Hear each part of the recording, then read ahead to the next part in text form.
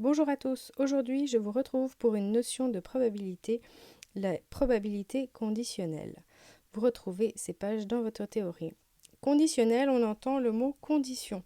Ça veut dire qu'on va rajouter une condition dans nos énoncés. Lisons-les en soulignant cette condition pour la mettre en évidence. Premier exemple, Chantal a 2 enfants. L'univers a donc 4 possibilités. Je sais que son premier enfant est un garçon. Donc c'est ça notre condition. Ça veut dire que en gros, le seul cas possible pour avoir 2 garçons, c'est garçon-garçon. Et on n'a plus que 2 possibilités dans notre univers, alors qu'avant c'était une des possibilités sur 4. Donc on a restreint notre univers. Prochain énoncé, on a toujours un garçon, mais on ne sait pas si c'est le premier ou le deuxième. Alors, notre univers se restreint à 3 possibilités, on élimine juste fille-fille, et donc garçon-garçon, c'est une chance sur 3 au lieu d'être une chance sur 4, comme on aurait eu initialement sans cette condition. On peut utiliser une formule si on n'a pas de côté intuitif. Donc la probabilité conditionnelle se dit A sachant que B. Et on va l'illustrer ici pour dire qu'on peut restreindre notre univers avec la connaissance de cette condition. Prenons ici toujours nos 4 possibilités d'avoir 2 enfants. Donc la première bulle ici, ce serait d'avoir un garçon comme premier-né. On a donc 2 possibilités dans cette configuration. Mais dans notre univers, on en a encore 2 autres avec donc pas un garçon en première position, c'est-à-dire donc une fille. On peut avoir fille-garçon ou fille et fille. Donc maintenant, si on s'intéresse premièrement à la première question, on peut utiliser notre formule, puis on pourrait noter ainsi.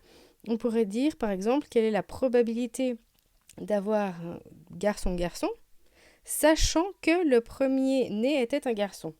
Alors l'intersection des 2 conditions, on voit qu'on n'a qu'une seule possibilité, c'est garçon-garçon, donc on a un quart des possibilités là-dessus. Et quelle était la probabilité d'avoir le premier qui est garçon? On avait 2 chances sur les 4. Donc 1 sur 4 sur 2 sur 4, ça simplifie en une demi. Voilà, donc si l'intersection est vide, forcément que la probabilité sera nulle. Et attention, ce n'est pas commutatif. Ici, j'ai un exercice. Je vous conseille de mettre une pause à cette vidéo pour faire l'exercice avant de suivre la correction. Mais maintenant, moi, je vais commencer à faire la correction. Vous avez bien pu essayer de le faire tout seul?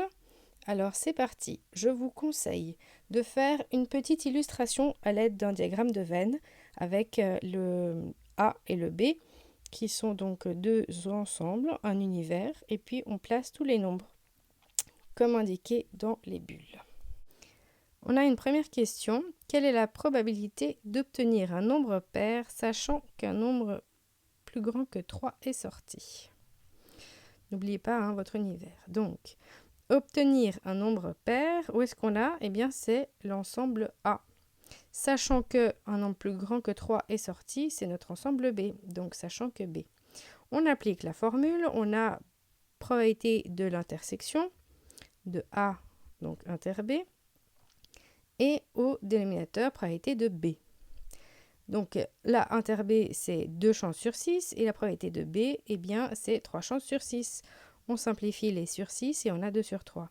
Maintenant, de manière intuitive, on avait, sachant qu'un nombre plus grand que 3 est sorti, donc on a 3 possibilités, et un nombre pair, on en a 2 parmi ces 3-là. Donc on pouvait le faire aussi de manière un peu plus intuitive.